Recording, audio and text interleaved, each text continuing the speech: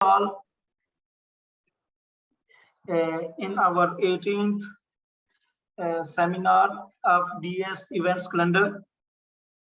And today the speaker is Dr. Nasser Mahmood, a lecturer at Department of Agri-Economics and Economics.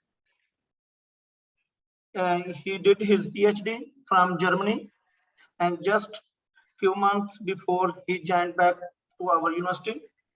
The title of his talk is Climate Change Impact on Rainfed Wheat Farming and Farmers Adaptation Response Evidence from Pakistan. As today we are facing some internet issue, so we don't want to take more time. I am going to hand over the mic to the speaker. Please, Dr. Nasser Mahmood, please start your talk. All right, sir. Sir आवाज मेरी आ रही है बिल्कुल clear? जी आ रही है। Okay sir, मैं ये screen share कर दूं। सर ये स्क्रीन शेयर करना चाह रहा हूँ, स्लाइड्स, ये होस्ट डिसेबल्ड द पार्टिसिपेंट। वो अभी अलाउ जी अलाउ कर दी है, कर लें। अच्छा ठीक है।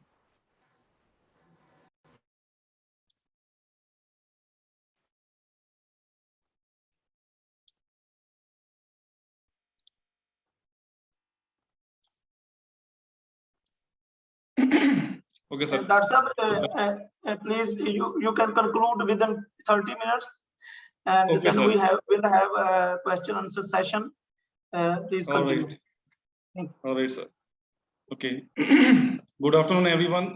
Thank you very much, Dr. Azam, for providing me this great opportunity. I would like to welcome all the participants in today's session of DAS seminar series. I'm going to present the research findings of my PhD project, having the title Climate Change Impacts on Rain-Fed Wheat Farming and Farmers' Adaptation Response, a Case of Pakistan. This is the outline of my presentation. First, I would like to talk about the climate change impacts at regional level and in Pakistan as well. Then I would like to talk about the overall research objectives and hypotheses along with the conceptual framework. Then I will tell about the recognition of the study findings by peer-reviewed journals. Then I would like to talk about the study area, sampling method, and data collection techniques.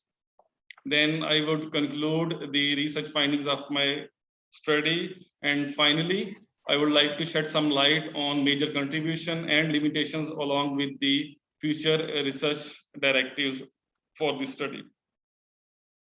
So climate change is affecting the world in various ways, like rising temperatures, heat waves, erratic rainfall, floods, etc. But the situation is more dangerous in developing countries, especially with agriculture-based economy, because agriculture is that a kind of business entity which is under direct exposure of changing climatic conditions.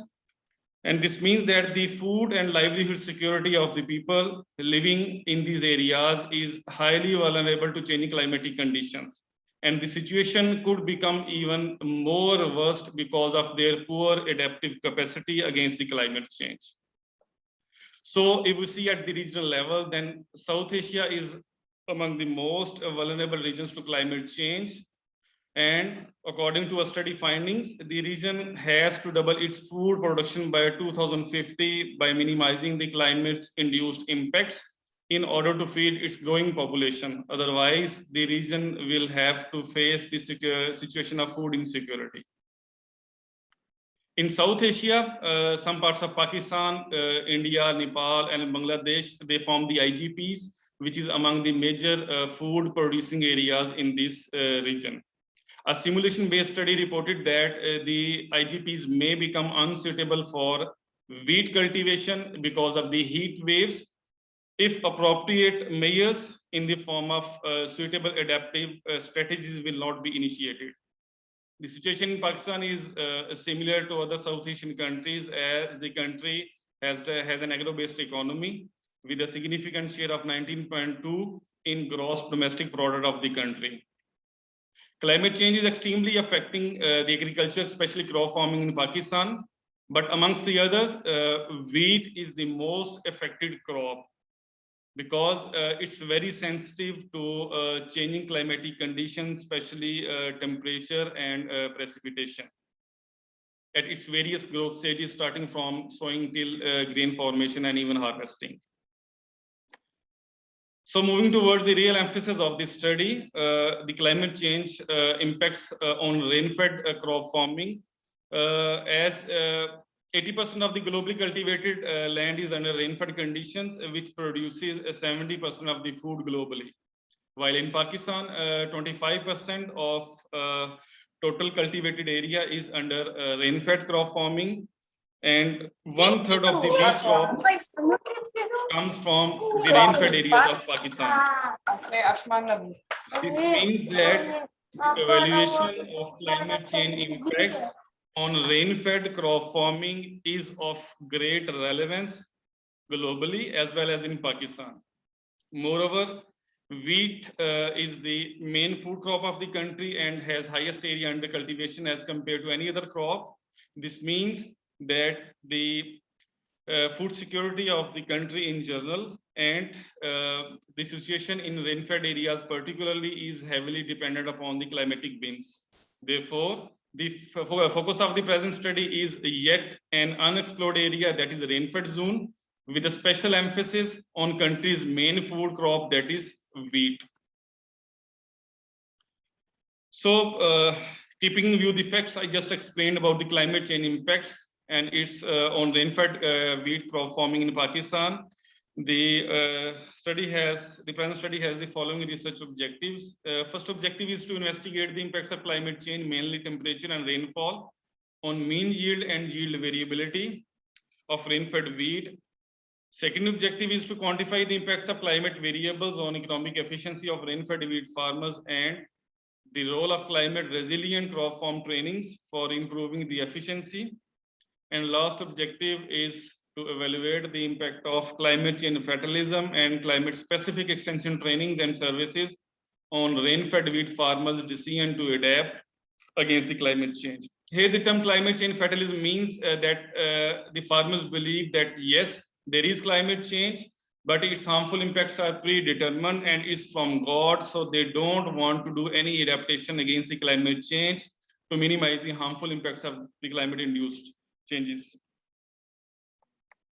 So based on the research objectives, the hypotheses are, first one is the climate change negatively influences the rain-fed wheat mean yield and yield variability. Second one is climate change negatively impacts the economic efficiency of rain-fed wheat farmers, and farmers' participation in climate resilient crop farm trainings enhances their economic efficiency.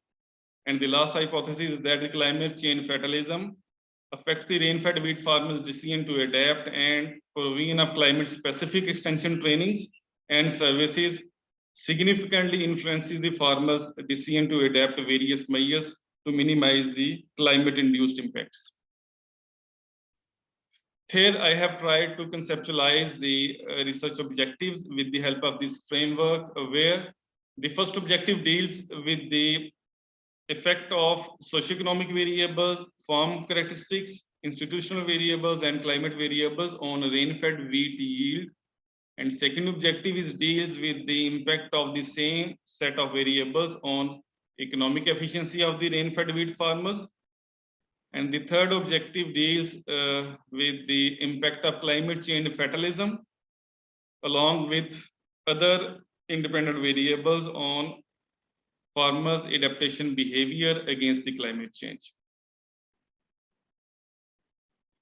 So moving towards the recognition of the study findings, I have published one paper to address each objective separately. For example, the first one is published in a journal having an impact factor of 7.963. Second one has an impact factor of 4.223. And the last one paper, which is published in the journal Sustainability, has an impact factor of 3.251. I will explain the major research findings of these published papers in the section of research findings. The main area of study is the rain-fed agroecological zone of Pakistan. Pakistan Agricultural Research Council has divided the country into 12 different agroecological zones, and rainfed zone is one of them. I have highlighted the rainfed zone with light yellow color in this map and the sample districts with red color. Regarding the sampling method and data collection technique, I have used the multi-stage simple random sampling technique to collect the primary data from 400 rain-fed wheat farmers. At first stage, I have randomly selected the 4 rain-fed districts from the whole rain-fed zone of Pakistan. At second stage, 1 tehsil was randomly selected from each district.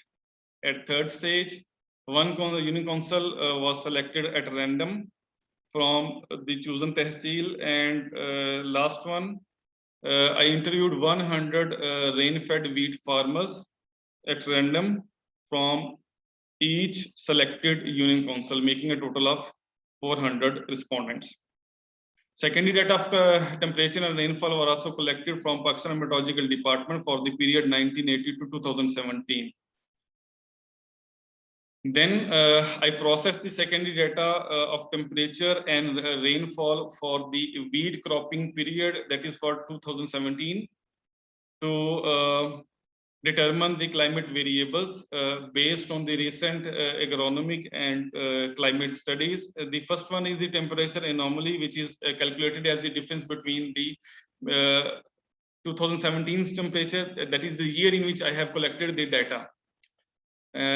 It's the difference between the mean temperature of the 2017 from the historical mean, that is for the period of 1980 to 2016. Then second is the heat stress, which is calculated as the number of days having a temperature greater than 30 degrees Celsius during the whole cropping period of wheat season in 2017.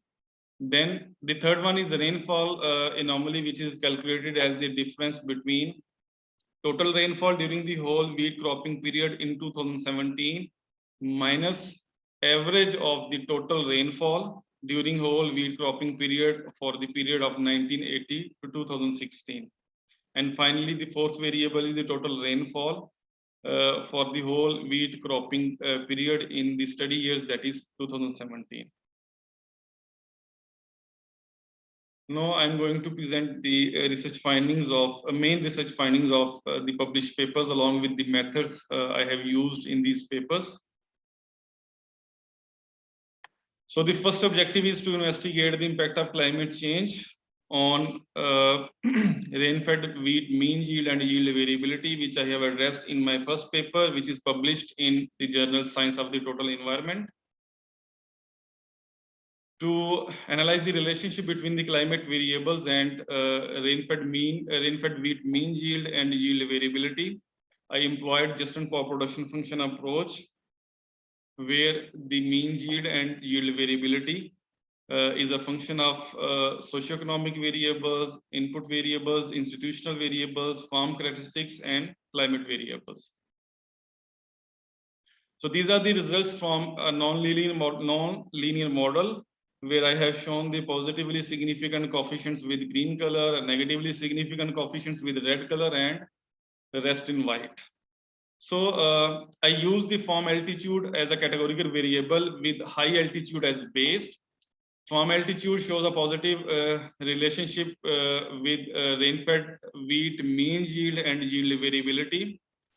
This positive impact at low altitude and at moderate altitude as compared to high altitude is due to the temperature range within the threshold limit, because sometimes a temperature remains very low at high altitude in the months of December and January, which ultimately stops the plant growth, which is known as biological zero in agronomic sciences.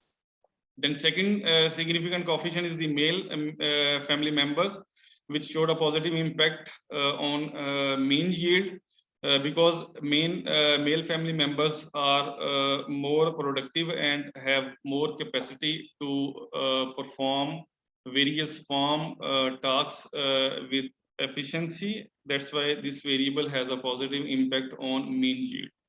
Then distance from input market, an increase in distance from input market negatively influenced the mean yield, while positively influence the yield variability. This is because an easy access to input markets enable the farmers to timely purchase and then to timely apply the various agronomic inputs, which ultimately affect the final yield of this crop. That's why this variable has a negative relationship between mean yield, while a positive relationship between yield variability. Among the inputs, seed rate showed a positive impact on yield variability, while the NP fertilizer and chemical protection measures showed a positive impact with mean yield. This means that the optimum use of various agronomic inputs is an essential ingredient for taking higher yields. Among the climate variables, total rainfall during the wheat season showed a highly significant and a positive impact on mean yield and yield variability, which clearly reveals the heavy dependency of the rain-fed wheat on rainfall, because there are no other irrigation arrangements in rain-fed areas of Pakistan. So the wheat crop is totally dependent upon sufficient rains and temperature range within the threshold limits. Second is the deviation of the wheat season mean temperature from the historical mean, which is an indicator of temperature rise. This variable showed a highly significant and negative impact on the mean yield, which means that the rising temperature will lower the rain-fed wheat yield. This reason is that the wheat crop is very sensitive to rising temperatures at each growth stage, starting from sowing till its harvesting, and the other stages in between these two stages. So the second objective is to evaluate the climate change impacts on economic efficiency of the rain-fed wheat farmers, which I have addressed in my second published paper in the Journal of Environmental Science and Pollution Research. First, to estimate the relationship between climate variables and economic efficiency of the rain-fed wheat farmers, I employed first the stochastic production frontier model to calculate the efficiency score of rain-fed wheat farmers. Then secondly, I used ordinary least square and quantile regression analysis to regress the efficiency scores against a set of farmers' socioeconomic, institutional, farm and climate variables. Dr. Sir, 1 minute, sorry to interrupt you. There is some issue in the ID, Zoom ID, and the university network administrator have shared a new ID in the chat room. I will request all the participants should join from that ID. Please, we have few minutes, 1-2 minutes. We should write down that ID and password and should join from that ID. Then Dr. Nasser will continue.